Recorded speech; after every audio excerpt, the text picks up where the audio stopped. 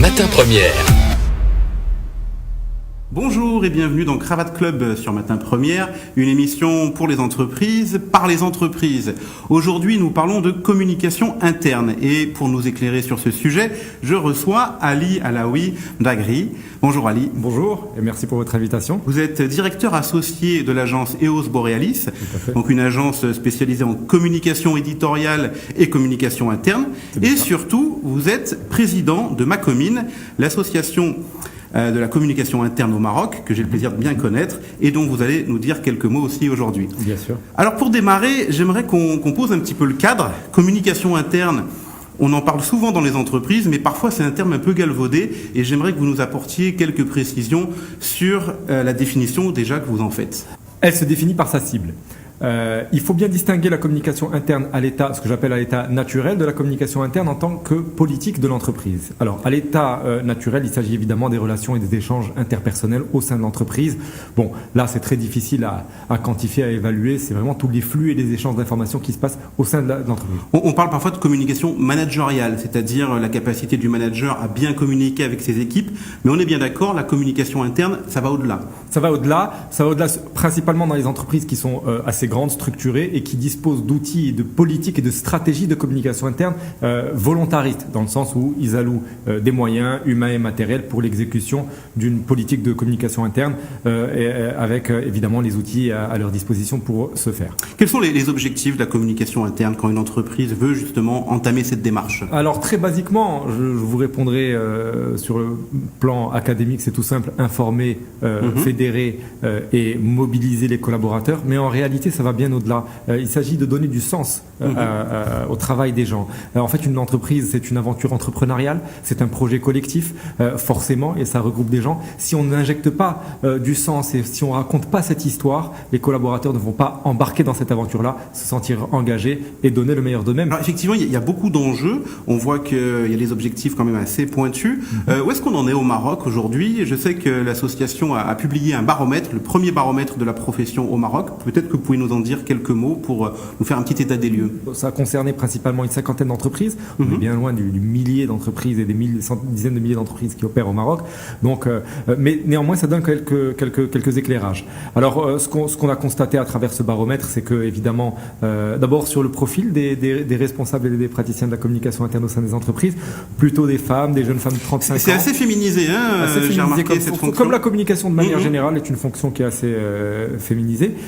Par contre, ce qu'on note aussi, c'est qu'il y a une fonction qui est en fait parfois partagée avec des fonctions de RH ou des fonctions de com externe. Donc une même personne peut occuper les deux casquettes différentes. Très bien. Il y a quelque chose qui m'a intéressé dans l'étude particulièrement, c'est que la communication interne dans les entreprises est tantôt rattachée à la direction générale, tantôt à la direction de la communication, avec un lien qu'on peut juger évident avec la communication externe, et parfois aux ressources humaines. Sur ce rattachement-là, précisément, justement, ce qui est important, c'est surtout que le top management soit impliqué, engagé et soutienne les projets, les actions de communication interne, qu'elles soient rattachées à la communication ou au RH.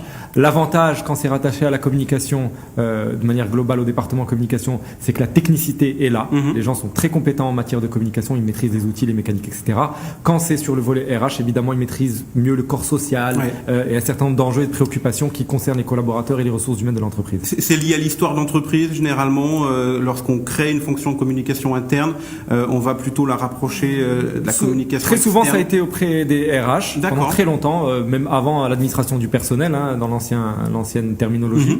Aujourd'hui, ça a commencé à prendre son envol. Parfois, ça devient même une fonction qui est directement rattachée à la direction générale et donc indépendante de la direction de la communication ou la direction des ressources humaines. Alors, parlons stratégie. Quand une entreprise veut lancer cette démarche, veut construire sa communication interne, qu'est-ce qu'on doit lui recommander? Quelles sont les grandes étapes de la stratégie de communication interne quand on démarre? Écoutez, tout d'abord, évidemment, comme dans toute réflexion stratégique, la première chose à faire, c'est un diagnostic, c'est d'évaluer l'état des lieux. Ça commence par quelles sont les cibles et les audiences, elles sont multiples. On dit communication interne, mais en fait, on vise plusieurs cibles, des agents, des ouvriers, des agents, des employés de base, des cadres, agents de maîtrise, etc., jusqu'au top management qui est également concerné par la communication interne. Donc les audiences sont multiples.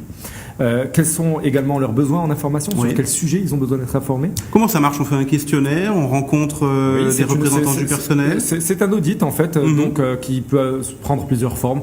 Focus group, questionnaire, entretien semi-directif, etc. Toute une palette. Et bien sûr l'analyse des outils existants.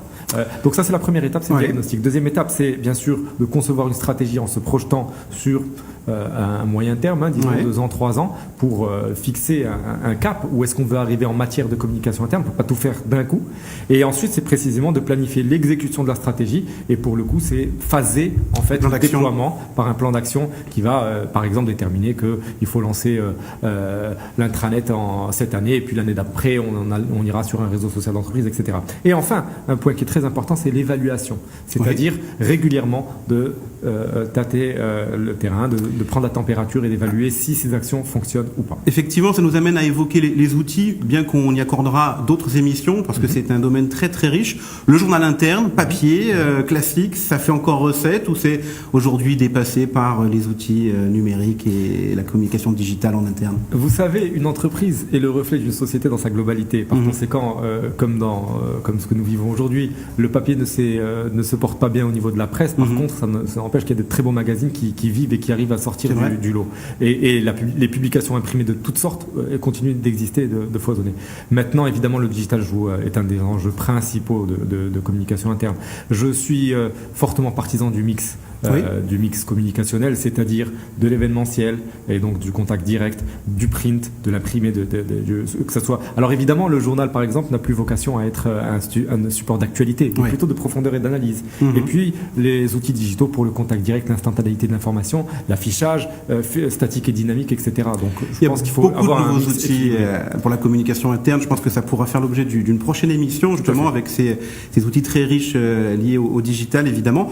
Peut-être pour conclure, avec des recommandations pour les entreprises qui nous regardent, qui s'intéressent à la communication interne, un site internet, un ouvrage. Je sais que vous êtes un grand lecteur. Au niveau pour les outils, il y a un livre que j'aime beaucoup qui s'appelle La communication expliquée à mon patron, qui est justement un point d'entrée pour mobiliser. C'est l'expérience d'un ancien dirigeant d'une grande entreprise qui dirigeait la communication justement et qui expliquait à son patron les nouveaux codes de la communication, notamment auprès de son public interne. Et je recommanderais aussi de visiter un site internet qui s'appelle Mad Mags et qui dispose d'une section, on va dire, site d'information autour de toutes les tendances de la communication interne et notamment dans le digital, ce qui aujourd'hui est quand même un des enjeux majeurs de la communication interne. Très bien. Des références qu'on pourra retrouver évidemment sur notre site Matin Première et bien d'autres encore à venir, puisque c'est un sujet que nous aborderons prochainement à nouveau, comme nous l'avons dit tout à l'heure, pour aborder tous ces outils très riches de la communication interne. Merci Ali, à très bientôt sur Cravate Club.